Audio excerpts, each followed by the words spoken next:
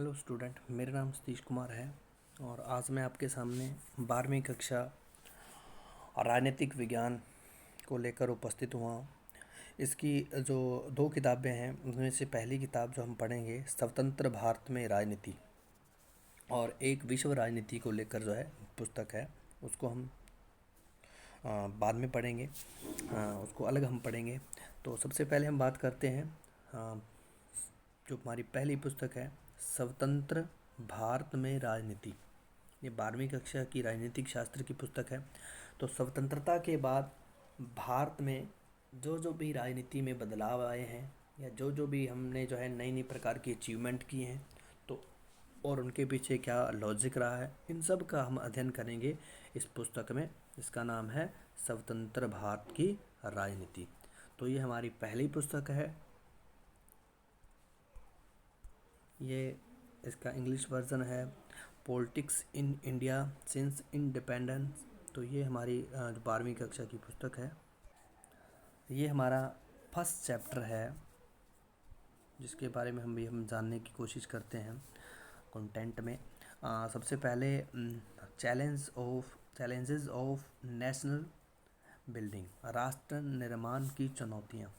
अब देखिए, राष्ट्र निर्माण एक ऐसी सामाजिक प्रक्रिया है जिसके द्वारा जो है हम देश के जो लोग रह रहे हैं या समूह रह रहे हैं, तो उन समूहों को जो है उसमें राष्ट्रीय चेतना जो है वो हम विकसित करते हैं, तो जिसे हम जो है राष्ट्र निर्माण कहेंगे।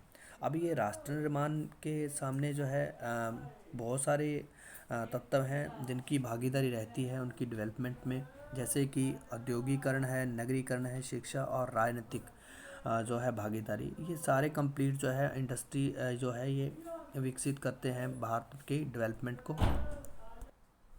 इसी तरह से जो राष्ट्र निर्माण में ये सहयोग करते हैं, और राष्ट्र निर्माण में कुछ हमारे सामने प्रॉब्लम्स भी हैं।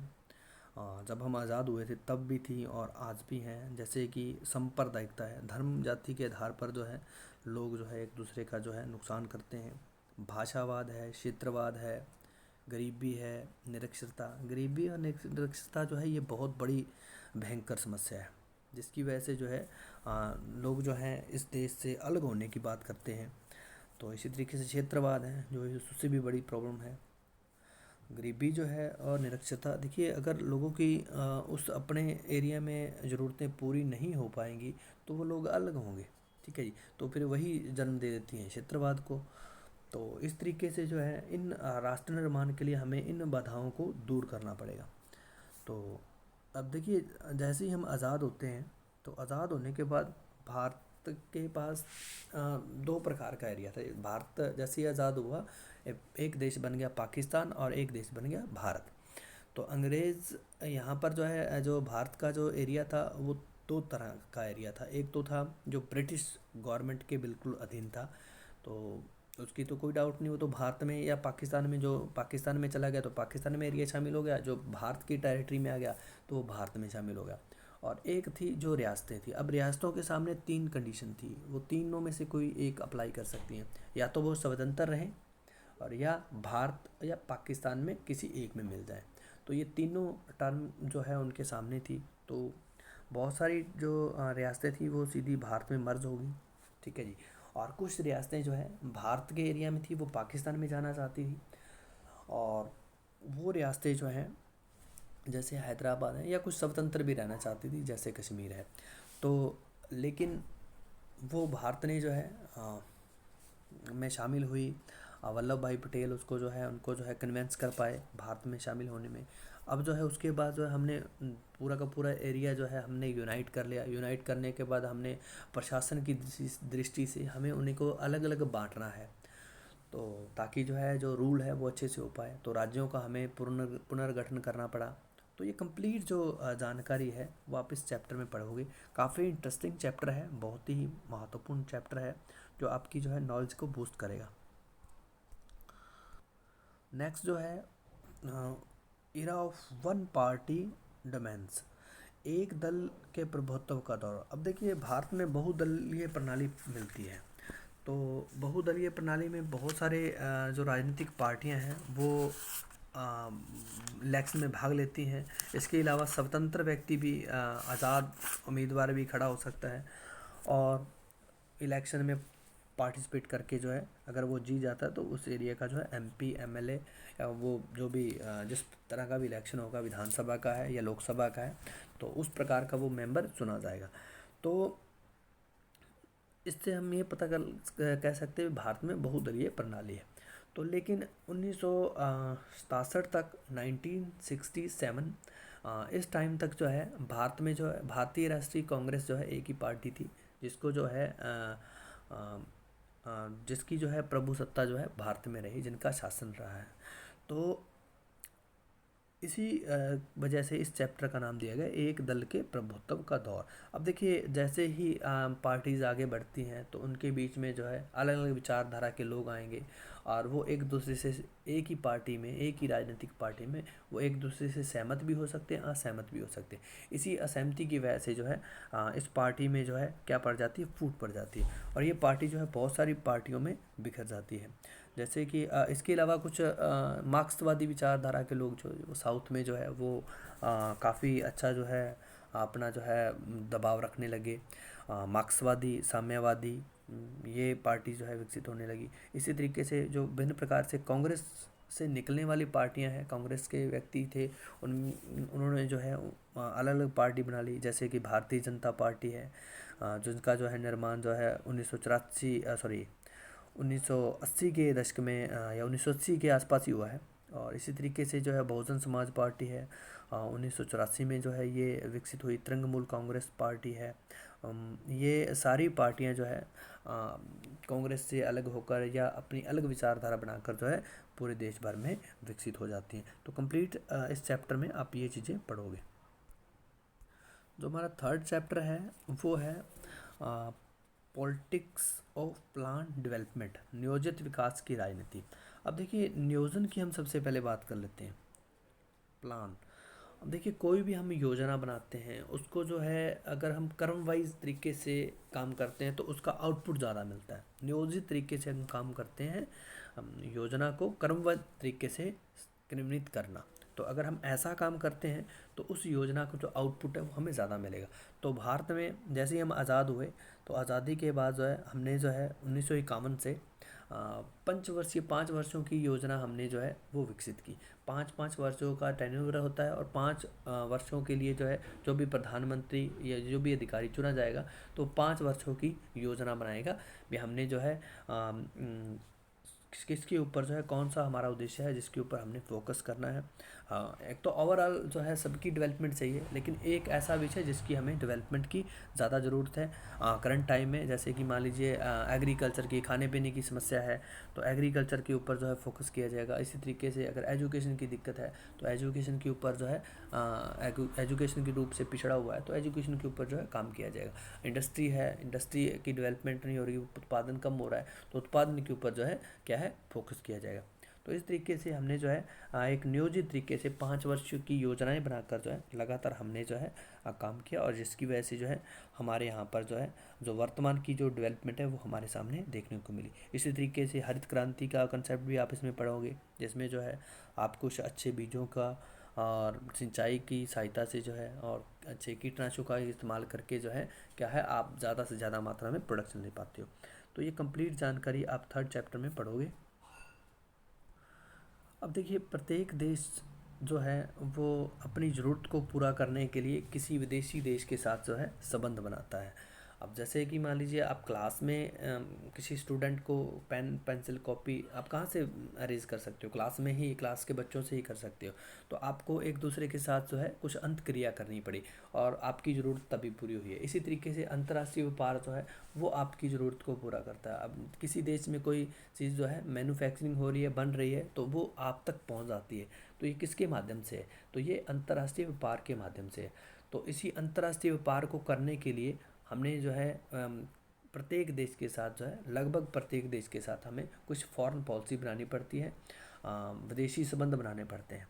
तो ये हमारा एक्सटर्नल जो अफेयर है तो वो हमें देखना पड़ता है। कौन से देश से हमें पेट्रोल चाहिए, कौन से देश से हमें जो है कुछ और प्रोडक्ट चाहिए। ठीक है जी। तो वो सारे प्रोडक्ट जो है हमें इन विदेशी संबंधों के माध्यम से ही मिलते हैं। तो देखेंगे इसमें जो है भारत और पाकिस्तान के बीच में क्या संबंध है, क्या तनाव के कारण है, इसी तरीके से भारत और चाइना के बीच में क्या कंसर्न है, और कौन से देश के साथ हमारे अच्छे संबंध है, कौन से देश के साथ हमारे ठीक ठाक संबंध है। तो उन सब का अध्ययन हम इस चैप्टर में करेंगे। इसी तरीके से इसी चैप्टर में आप जो है, जैसे ही भारत आज़ाद होता है तो विश्व में दो मेजर शक्तियाँ थी, एक थी यूएसए और एक थी रशिया। तो हमने जो है किसी को भी ज्वाइन नहीं किया, हमारे पहले प्रधानमंत्री ने। तो हमने जो है उसमें से, वो दोनों गुटों में से किसी भी गुट में शामिल नहीं हुए, और हमने जो है एक अपनी स्वतंत्र राजनीति की विदेश संबंध बनाने की काम की, क्योंकि हमें दोनों की ज़रूरत थी। हमें डेवलपमेंट के अवसर चाहिए थी, और हमें अमेरिका की भी ज़रूरत थी और जो है रशिया की भी ज़रूरत थी। अमेरिका जो है पूंजीवादी विचारधारा से संबंध रखता है, और रशिया जो है वो मार्क्सवादी विचारधारा से संबंध रखता है। तो अगर मैंने लेक्चर सेंड किया था, तो उसमें अगर आपने ये मार्क्सवादी और पूंजीवादी विचारधारा के बारे में अच्छे से जान लिया होगा, तो भारत दोनों ही के साथ संबंध रखना चाहता था। तो ऐसी कंडीशन में भारत ने एक नए प्रकार की पॉलिसी, विदेश नीति अपनाई, जिसे हम गुट निरपेक्षता की जो है गुट निरपेक्षता कहते हैं। तो गुट निरपेक्षता के बारे में आपने पहले भी पढ़ा होगा नीचे वाली क्लासेस में, तो वो भी इस चैप्टर में हम कंप्लीट जानेंगे। जो हमारा 5th चैप्टर है, challenges to restoration of the Congress system, Congress प्रणाली, चुनौतियां और पुनर्स्थापना। अब देखिए कांग्रेस, इससे पहले हम 2nd चैप्टर में ये चीज़ आपको बतानी भूल गए, कांग्रेस के बीच में बहुत सारे मतभेद हो गए, जिसकी वजह से कांग्रेस बिखर गई छोटी छोटी पार्टियों में। अब जो है कांग्रेस जो है उसमें बिखराव हुआ, उस बिखराव को पहले तो समेटना है, इकट्ठा करना है, क्योंकि उसके बाद जो है वो इलेक्शन में हार गई थी, बुरी तरह से हारी थी। तो कांग्रेस को दोबारा से सत्ता में आने के लिए अपने सामने कुछ चुनौतियां हैं, उन चुनौतियों को जो है उनका सामना करना पड़ेगा। तो उस भारत ने में जो है भिन्न प्रकार की उस टाइम की जो भी समस्याएं थी उनके ऊपर काम किया, और उनके ऊपर जो है इंदिरा गांधी ने जो है 1971 में गरीबी हटाओ का नारा दिया। ठीक है जी। तो लाल बहादुर शास्त्री जी ने जो है जय जवान जय किसान का नारा दिया। तो इस प्रकार के नारों की सहायता से जो है उन्होंने पूरी की पूरी जो जनता है उनको जो है कलेक्ट करने का काम किया, और दोबारा से जो है पुनः जो है इंदिरा गांधी जो है वो वापस सत्ता में आती है, और एक तरीके से जो है बीच के जो मतभेद हैं उनको कम करने की कोशिश करती है। तो इस प्रकार के चैलेंजेस जो है वो आप इस चैप्टर में कंप्लीट पढ़ेंगे। नेक्स्ट जो 6th चैप्टर है आपका, लोकतांत्रिक व्यवस्था का संकट। ये जो 6th चैप्टर है, इस चैप्टर में बता रखा है the crisis of democratic order, लोकतांत्रिक व्यवस्था का संकट। अब देखिए इस चैप्टर में जो इंदिरा गांधी थी, उन्होंने इलेक्शन में कुछ घपला किया था, तो उसकी वजह से उसको सज़ा हो सकती थी। तो उससे बचने के लिए प्रधानमंत्री के पद से इस्तीफा भी देना पड़ सकता था। तो उससे बचने के लिए इंदिरा गांधी ने जो है राष्ट्रपति शासन जो है भारत के ऊपर डिक्लेयर करवा दिया, इमरजेंसी जो है, नेशनल इमरजेंसी जो है वो स्थापित करवा दी। और उसी में ही उन्होंने जो है विभिन्न प्रकार की जो हमारी नौकरशाही है उसमें अपने फेवर के आदमी जो है ऊंचे पदों पर रखे, और जैसे हम जो है वचनबद्ध नौकरशाही कहते हैं। अब वचनबद्ध नौकरशाही जो है वो किसी एक दल विशेष के सिद्धांतों के और नीतियों से बंधी होती है और उनके हिसाब से काम करती है, तो इसे हम वचनबद्ध नौकरशाही कह देते हैं। तो इसी तरीके से इंदिरा गांधी ने जो है जो जज हैं उन तक को बदलने का काम किया, तो जिसे हम वचनबद्ध जो है न्यायपालिका कह देते हैं। तो इसी तरीके से जिस तरीके से वचनबद्ध नौकरशाही है, उसी तरीके से वचनबद्ध न्यायपालिका है, जिससे जो है जो न्यायपालिका जो है उस वो भी एक विशेष दल या विशेष सरकार के प्रति वफादारी और उनके ही अनुसार निर्देशों को जो है अनुसार चलती है। तो इस प्रकार का काम करती है, तो जिसको हम जो है वचनबद्ध जो है न्यायपालिका कह देंगे। तो इससे जो है बहुत सारे लोगों को जो है जेल में बंद कर दिया गया, बहुत सारे आंदोलन हो रहे थे और उन आंदोलनों से उठा उठा कर जो है जेल में बंद कर दिया गया। तो कोई भी इंदिरा गांधी के खिलाफ बोल नहीं सकता। तो ऐसी यहाँ तक कि जो है प्रेस सेंसरशिप लगा दी, प्रेस में कुछ भी छप नहीं सकता, सरकार के खिलाफ सेंसरशिप में वो सरकार पहले चेक करेगी, जो भैया अखबार में छप रहा है तो वो क्या कहीं सरकार की आलोचना तो नहीं कर रहा। तो इस तरीके से जो है ये कंप्लीट चैप्टर में जो है लोकतांत्रिक व्यवस्था के ऊपर एक संकट आ गया 1975 के बाद। तो काफ़ी महत्वपूर्ण ये चैप्टर है। जब आप पढ़ोगे काफ़ी मज़ा आएगा। और किस तरीके से एक डेमोक्रेसी जो है उसके ऊपर जो है खतरा बढ़ सकता है। उसके बाद जो है हमने जो है इसके ऊपर काम किया, और काम करने के बाद जो है हमने इस चीज़ से जो हम बाहर निकले। तो कैसे निकले, इसमें एक जयप्रकाश नारायण है जिन्होंने एक बिहार आंदोलन चलाया था, और एक गुजरात में आंदोलन चला था, नवनिर्माण आंदोलन गुजरात में। तो ये 1970 और 74 में लगभग चला था, यहीं कहीं आसपास। तो इनके बारे में हम यहाँ पर कंप्लीट जानकारी देखेंगे। जो आपका 7वां चैप्टर है राइजेस ऑफ पॉपुलर मूवमेंट। अब देखिए भारत में बहुत सारे ऐसे आंदोलन हुए हैं जिसको हम जनता के आंदोलन कह सकते हैं, जैसे कि तिभागा आंदोलन है, तेलंगाना आंदोलन है, नक्सलवाड़ी आंदोलन है। अब देखिए किसी क्षेत्र विशेष की अगर हम बात करें तो उस जगह पर डेवलपमेंट के अवसर या डेवलपमेंट का नामो निशान ना होना, तो जिसकी वजह से वो लोग जो है देश से अलग होने की बात करते हैं। तो या उस एरिया की स्थिति को सुधारने की बात जनता से सरकार से करते हैं। तो ऐसी कंडीशन में बहुत सारे क्षेत्रीय आंदोलन जो है वो विकसित हो जाते हैं। जैसे कि अभी हम हाल ही में जो है किसान आंदोलन चल रहा है, तो किसान अपनी दशा में सुधार चाहते हैं। तो इस तरीके का आंदोलन जो है पहले भी होते रहे, और ऐसे आंदोलनों से बहुत सारे जो है नेता भी बाहर आते हैं, जैसे मेघा पाटेकर है, बाबा आमटे है, सुंदरलाल बहुगुणे है।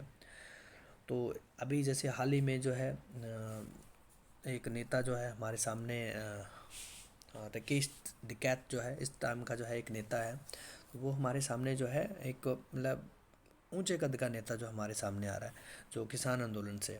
तो इस प्रकार के बहुत सारे नेता भी आते हैं, और इन आंदोलनों की जो है पीछे जो है कहीं न कहीं डेवलपमेंट की बात है। इसी तरीके से जो है 1978 में जो है बीपी मंडल की अध्यक्षता में जो है पिछड़ी जाति आयोग की जो है स्थापना की गई। काफ़ी टाइम से जो है इन आंदोलनों में जिस प्रकार की बातें उठ रही थी, जो पिछड़े हुए लोग हैं उनकी डेवलपमेंट कैसे की जाए। तो बहुत सारे इस प्रकार के जो क्षेत्रीय आंदोलन हैं वो क्यों होते हैं, और उनके पीछे क्या वजह होती है, क्या क्या वो आंदोलन थे, इन सब का हम जो है इस चैप्टर में पढ़ेंगे। नेक्स्ट जो है 8वां जो चैप्टर है रीजनल एस्पैरिटीज़, क्षेत्रीय आकांक्षाएं। इस चैप्टर में आप जो है कोई भी क्षेत्र है वो संघर्ष भी करता है, वहाँ पर आंदोलन भी होते हैं, तो कोई न कुछ तो वो चाहते हैं। जिस वो जो उनकी चाहत है, चाहे वो विकास की चाहत है, तो वो उसी को हम बोल देते हैं क्षेत्रीय आकांक्षा। अब ये क्षेत्रीय आकांक्षा जो है बहुत सारे क्षेत्रीय दलों को जो है वहाँ पर डेवलप होने शुरू हो जाते हैं। जैसे हरियाणा में इंडियन नेशनल लोकदल है, डीएमके, अन्ना डीएमके, तेलुगु देशम, शिरोमणि अकाली दल है, नेशनल कॉन्फ्रेंस। ये इस प्रकार के दल हैं जो इन्हीं क्षेत्रीय आकांक्षाओं को बढ़ावा देते हुए हमारे सामने आए हैं। अब इसी तरीके से जैसे कि पंजाब में जो है इंदिरा गांधी की हत्या के बाद जो है ऑपरेशन ब्लू स्टार चलाया गया, तो उसके एवज में जो है सरकार ने इंदिरा गांधी जो है जो कार्रवाई की थी तो पंजाब के ऊपर श्री हरमंदिर साहिब के ऊपर, तो उसी के चलते ही लोग उनकी जो है 1984 में जो है 31 अक्टूबर 1984 को इंदिरा गांधी की हत्या कर देगी। तो इस तरीके से जो है पूरे दिल्ली में जो है दंगे हो गए, काफ़ी जो सिख लोग जो है उनको मारा गया। तो इस तरीके से जो है पूरा का पूरा जो तांडव हुआ, तो उनके बारे में उनके जो समस्याएं पैदा हुई, तो देखिए पंजाबी लोग जो है उससे अलग होने की बात कर सकते हैं। तो इनको इन चीज़ों को से हमें दूर हटने के लिए जो आने वाले उससे के बाद के जो लोग थे उन्होंने जो है उन लोगों की जो आकांक्षाओं को, उन लोगों की जो है जो उनकी चाहत थी उनको नज़रअंदाज नहीं किया जा सकता, तो उनके ऊपर काम किया। तो इसी को हम कह देते हैं क्षेत्रीय आकांक्षाएं। इसी तरीके से जो है उत्तर पूर्व के जो 7 राज्य हैं, तो जिसको 7 सिस्टर बोल देते हैं, असम, अरुणाचल प्रदेश, मेघालय, मणिपुर, नागालैंड, मिजोरम और त्रिपुरा। इन क्षेत्रों में भी जो है छिटमुट जो है आंदोलन होते रहे हैं। उनकी जो है उन लोगों की मांगों के ऊपर जो है लगातार सरकार भी काम करती रही है, तो जिससे जो है पूरी पूरी व्यवस्था चलती रही है। अब देखिए जो 9th चैप्टर है, recent development in the Indian politics, भारतीय राजनीति नए बदलाव। अब देखिए भारत में जो है 1990 के दशक के बाद जो है लोकतांत्रिक व्यवस्था और ज़्यादा मजबूत होने लगी, और उसमें जो है एक आप देखेंगे जो पूर्ण रूप से किसी भी पार्टी को बहुमत नहीं मिल रहा था। क्षेत्रीय दल अधिक होने की वजह से क्षेत्रीय दल भी काफ़ी ज़्यादा मात्रा में सीटें ले जाते थे। तो ऐसी कंडीशन में गठबंधन की राजनीति शुरू हुई। इसमें जो है मेजर दो ही राजनीतिक गठबंधन की जो पार्टीज थी, एक थी कांग्रेस और दूसरी थी जनता पार्टी, जिसको हम आजकल बीजेपी बोल देते हैं, भारतीय जनता पार्टी। तो इन्होंने इन्होंने जो क्या किया, अपने अपने संगठन तैयार किए। जैसे जो कांग्रेस पार्टी है, भारतीय राष्ट्रीय कांग्रेस पार्टी, और उनके जो सहयोगी दल हैं उनको यूपीए कहा जाने लगा। और इसी तरीके से जो है जो भारतीय जनता पार्टी के उनको एनडीए कहा जाने लगा।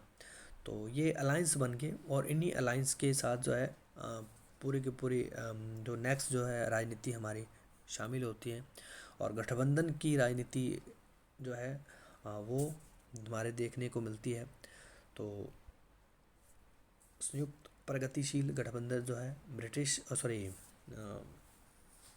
भारतीय राष्ट्रीय कांग्रेस की जो है नामकरण दिया गया, और इसी तरीके से एनडीए जो है वो भारतीय जनता पार्टी और उनके सहयोगी दलों को जो है नाम दिया गया। तो ये कंप्लीट 9th चैप्टर थे, जो हमने इंट्रोडक्शन के तौर पर एक इंट्रोडक्शन क्लास में हमने इनको देखा है। तो उम्मीद करते हैं आप जो है इसकी इंट्रोडक्शन क्लास में कंप्लीट चैप्टर की, इस किताब के जितने भी चैप्टर हैं उनकी आपके दिमाग में कुछ क्लैरिटी आई होगी, इन चैप्टर में हम क्या पढ़ने वाले हैं। तो आज के लिए इतना ही, धन्यवाद।